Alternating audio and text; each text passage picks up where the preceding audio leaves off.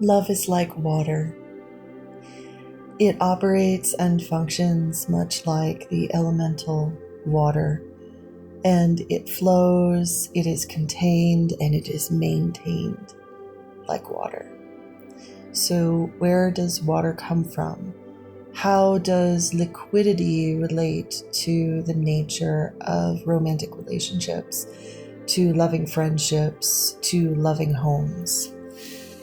Well, water is made when fire melts ice. So fire represented by celestial bodies, let's say the sun, is large enough to heat and create vitality, but also perception, is able to melt the solidified water of the world. So these would be the inert energy particles. So water is a process of illumination and of liquefaction of the dense and inert parts of the self. It's only when we are illuminated, so when somebody comes into our life and they allow us to become illuminated to something new, that illumination begins to melt our previous concept of self, our previous egoic constructs. Those previous egoic constructs are melted through the light and the illumination that is love, and we begin to flow into new states of being. Love always brings transformation. So if you find that you are in situations where you're transforming from a relationship, but the other people around you aren't, you may be loving them, but they do not love you back.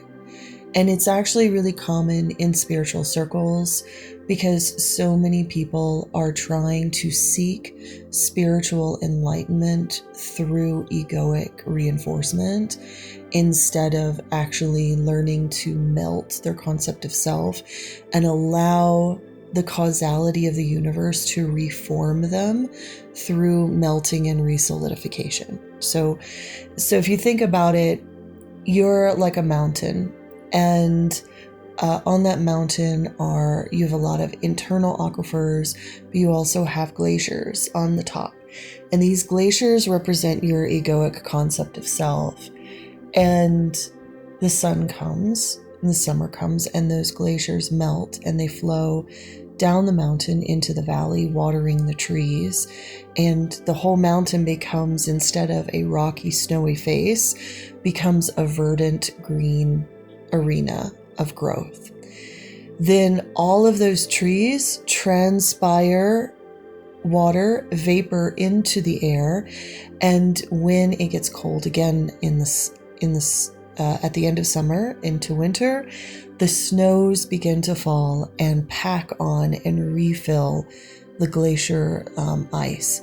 So that glacier on top of the mountain is mostly reformed almost every year. Thus, that is how your sense of self is reformed through every relationship. If this reforming isn't happening in you, you're most likely not experiencing love. You're experiencing familiarity and comfort, and that's very different. It's very different. Familiarity and comfort can actually be a really deep trap that many of us get into. We feel comfortable in relationships because they reinforce maybe childhood archetypes, or they reinforce a sense of, I'm not alone, or I have these people around me. But they could actually be trapping you into old states of being and not allowing you to actually move into new states. So love is when you have a presence of water in your life, you have the ability to empathize with more people.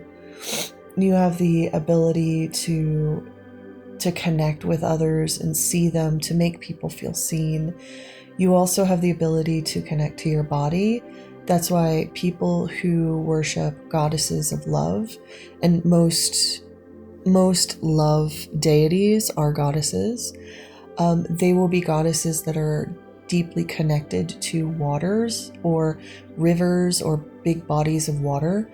And the reason why is because those waters represent the paths that the soul will take through each of the liquefaction processes of going into a loving relationship.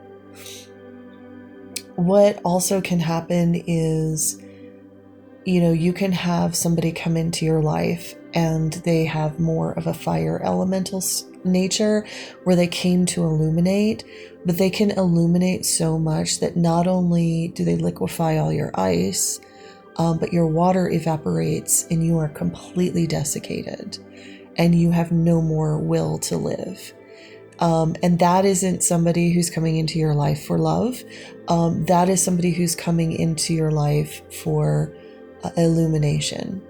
And it could be that you had so many states in your past, states of archetypes and states of being, that you were locked so deeply entrenched in them. You need a strong fire elemental person to come into your life and to basically melt everything to start from scratch. Those people do not stay in your life for very long, and you should not keep them in your life for very long. You should be grateful they pass by your life. I think that a lot of people who talk about the twin flame dynamic, I think that's what they're talking about. These are fire elementals that come into our life that literally burn everything to the ground, and we are able to start over, and we get to be a new person when we start over.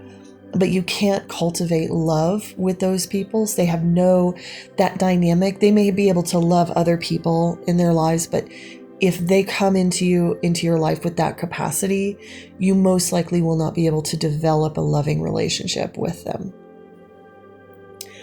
Another thing is, if you are liquefying and the other person isn't, and they're staying stable and they're not changing, but you are, that is also not sustainable either, because the two of you will not be able to flow into new realities together. So what will end up happening is that you will naturally flow away from them.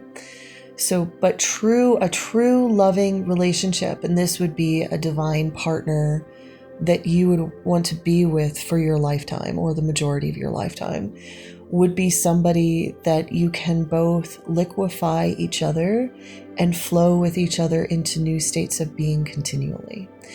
And you see this in really great marriages. You see them going through different states of being. They might move to different countries, move different areas.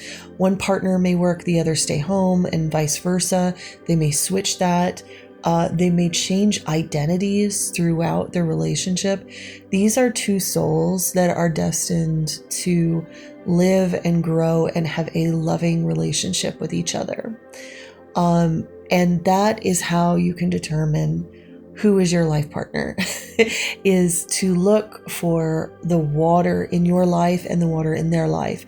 If you're both moving and evolving and changing, then you know that it's healthy and that you have a future together. But if one person isn't changing and they are staying the same, most likely there is not enough love on that side. Like, that person may think they love you, but their concept of love may be a much smaller concept than yours. And it's not a bad thing. Everybody is learning more about love in every lifetime. And so if you also want help, look for the water goddesses. Ask the water goddesses for help and guidance, and they can teach you more about understanding about the liquefaction process of water and how to flow with it and how to cultivate it. Because that's the thing, is like, water has to be cultivated. And in the next video, I'm going to talk about water cultivation techniques.